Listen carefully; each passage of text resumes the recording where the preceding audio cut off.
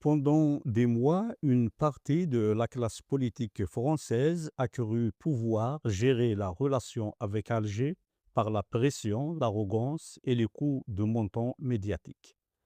Dans les salons parisiens comme sur certains plateaux de télévision, l'Algérie était devenue un sujet de surenchère politique intérieure.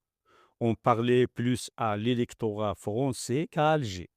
On agitait l'épouvantail algérien pour masquer le vide d'un projet politique et diplomatique devenu prisonnier des calculs électoraux et des obsessions identitaires. Dans cette dérive, certains responsables français ont pensé qu'il suffisait de durcir le ton, de multiplier les provocations ou d'entretenir un climat hostile pour contraindre Alger à céder. Cette lecture révélait surtout une profonde méconnaissance de l'Algérie d'aujourd'hui. Une Algérie qui n'est plus disposée à accepter les rapports asymétriques du passé. Une Algérie qui a fait de sa souveraineté, de sa dignité et du respect mutuel des lignes rouges non négociables.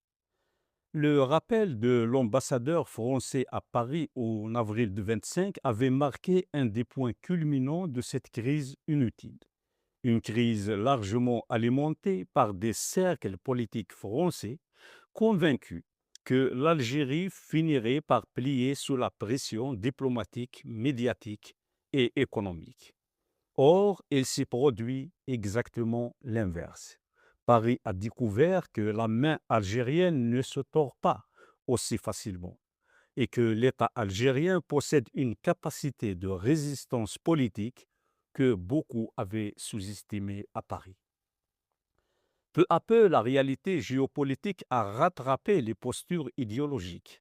La France a compris qu'il avait davantage à perdre qu'à gagner dans une confrontation prolongée avec Alger.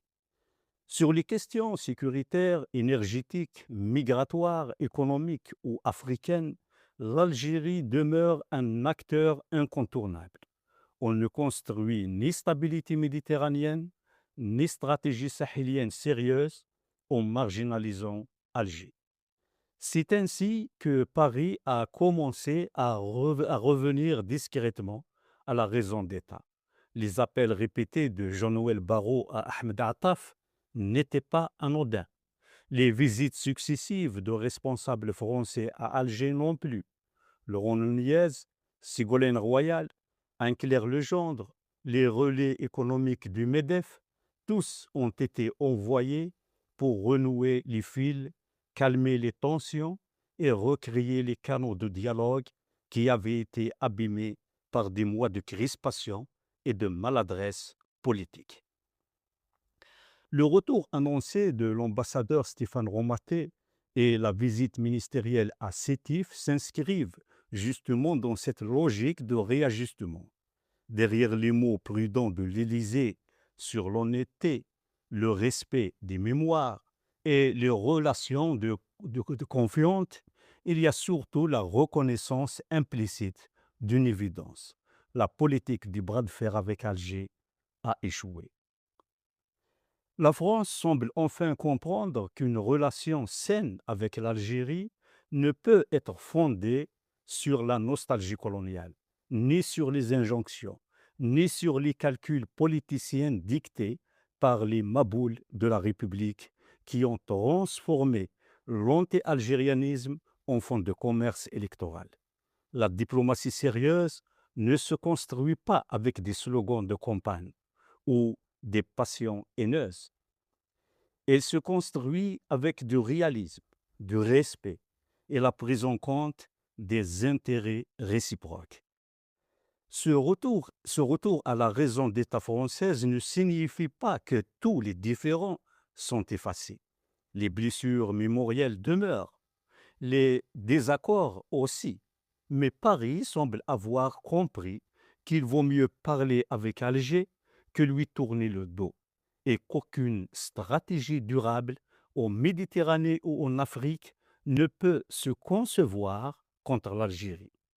Au fond, cette séquence diplomatique rappelle une vérité simple. Entre la France et l'Algérie, les crises passent, mais la nécessité du dialogue finit toujours par s'imposer, parce que la géographie, l'histoire, les intérêts mutuels et les liens humains sont plus forts que les emballements idéologiques et les calculs politiciens de circonstances. Au revoir.